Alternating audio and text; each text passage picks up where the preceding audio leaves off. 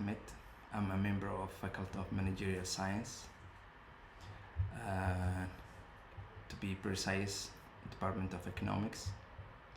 Today we will look at whether faith can solve most of our global issues, global economic issues.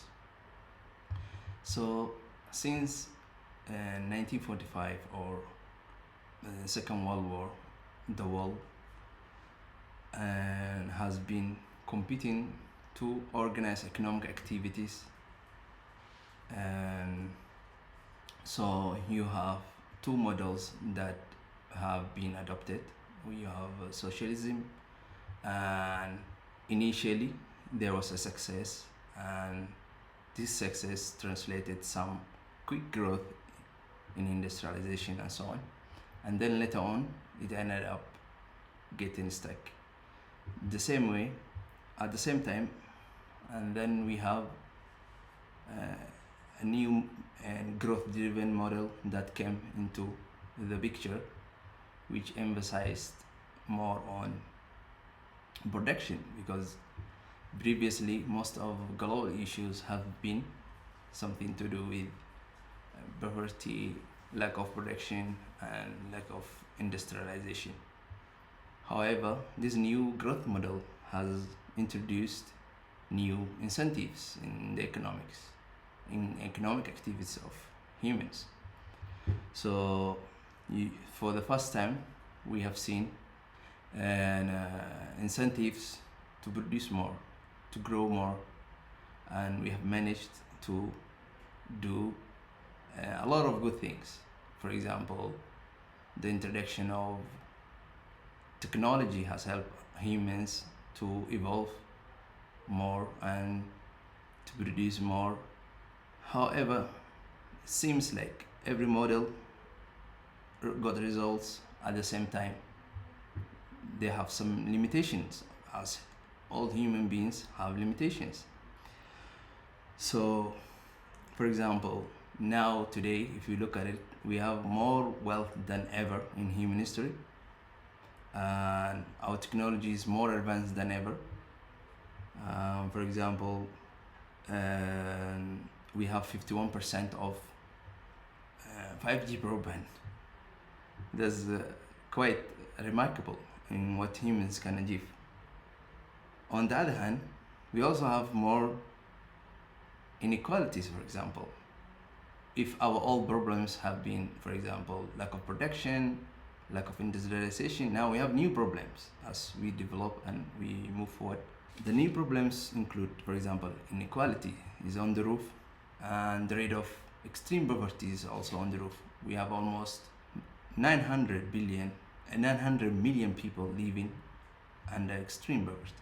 Also, at the same time, we also have more debt than ever. Economies are carrying so much debt everywhere, whether it's global south, whether it's global west. And we are also, as humans, feeling more burnouts than ever. So climate change is also a big issue that is also disturbing our planet. We also have housing crisis. All of these show that there's limitations, and we need a global effort to tackle these issues. With that in mind, I want to introduce Islamic economics. What is it, and how does it organize economic activities? Initially, if we define economic activities according to the Oxford Dictionary, for example, is the relation between production, trade, and money. We want to produce more, we want to create jobs, which is good. We also want to trade with each other, and so on. Money is also something that helps us to trade better. So every society, there are certain questions they ask themselves.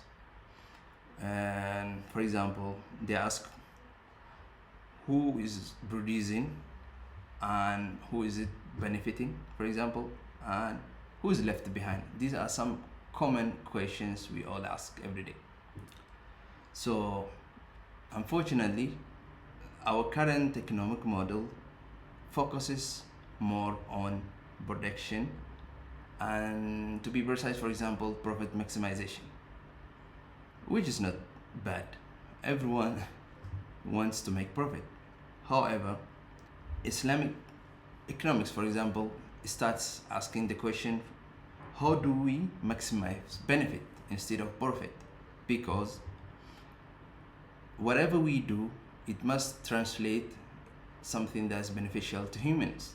And if I quote the Prophet ﷺ, he said, Prophet Muhammad, for example, the best of people are those who benefit others. This shows that whatever we are trying to achieve, it has to translate something that's beneficial to humans. So what does Islamic economics focus? It has three core principles. Okay, one of it is wealth creation. Every economy is the same. Wealth creation is very important because it's going to help us innovate, and it is something that encourages entrepreneurship. It's something that also encourages markets, free markets. It also encourages trade and partnership and investment. So wealth creation is very important so that we meet our human demands.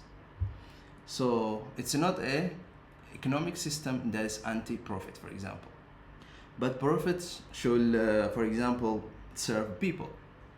Now that we understand the first pillar, which is wealth creation, let's move to the second pillar, which is wealth protection. So now that we created wealth, we need to protect this wealth. So how do we protect this wealth?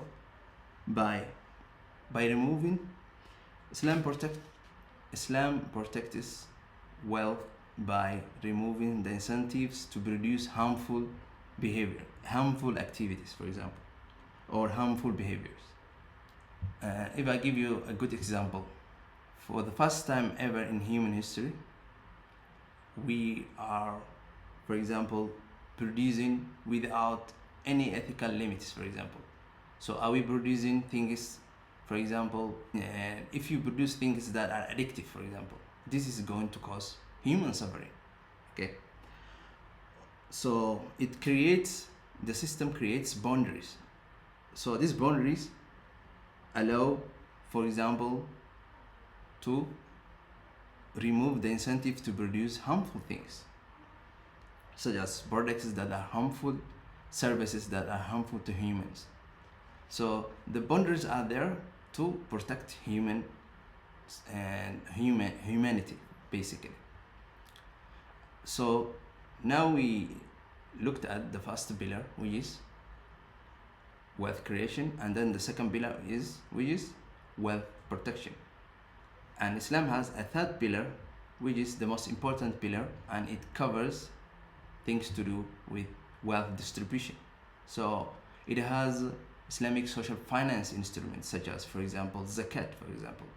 So how does this help? This helps because humans have classes. So you have maybe people who are more wealthy, people who are in the middle class, and people who are at the bottom. So how do you, for example, motivate those at the bottom? So, for example, it has an instrument such as zakat. People pay every year a portion of their wealth, and they give back those who are the weakest in the society. So this helps them lift up their morals, and so that they can participate in markets, in production, and so on. And we also have a voluntary charity donations we make on daily basis. Even when you are taking taxis, when you are in the streets, you see people who are always less fortunate. So you are trying to be helpful, and you are donating. This also is a distribution mechanism. So it encourages this also. We also have something called permanent endowment charitable fund, which is waqf, for example. This creates projects for communal activities, such as the funds from this, it can, for example, build hospitals, build markets, build community gatherings, build mosques, So this is a communal fund dedicated for serving community projects. And it also, the most important thing that Islam promotes is also interest-free loans, for example, which is very common in, for example, Islamic banks. You can find this, and it's called Qard Hasan, for example. So this is intended, for example, to help businesses who are looking for microfinancing for their businesses and so on. And at the same time, it also has inheritance contracts, for example, that help wealth to be redistributed or injected back to society, especially families and close families. From this, you can see that it's a complete system that covers all aspects of human economic needs. So it encourages wealth creation, it also encourages wealth protection, it also encourages wealth distribution. For the first time, this model attracted economic interest was during 2008 financial crisis. That's when we had banking crisis. But for the first time, there was a difference in how banks' performance around the world. So if you look at banks in Southeast Asia, for example, in Muslim countries like Indonesia, Malaysia, or in the Middle East and in Turkey, they were quite resilient during this financial crisis. So that's when what started the question whether faith can be a solution to many of the global issues we have today. So it's very quite clear that we become what we reward. So if we reward things that are beneficial, we will have beneficial things. To summarize, Islamic economics is an economic system that is guided by Islamic principles. In my opinion, if now that we are looking for alternative thinking or alternative way of addressing global issues, we need to bring the discussion into whether, for example, this model can be helpful in tackling some of the ongoing issues we have in the global today.